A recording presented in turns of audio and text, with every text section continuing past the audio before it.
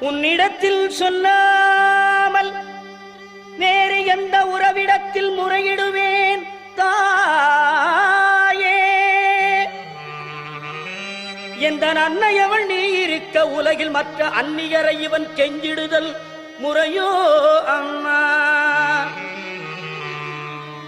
கண்ணீரை துடைத்தி விட ஓடிவா அம்மா. காத்திருக்க வைத்திடுதல் சரியோ அம்மா. இந்த சின்னவனின் குரல் கேட்டு உன்முகம் திருப்பு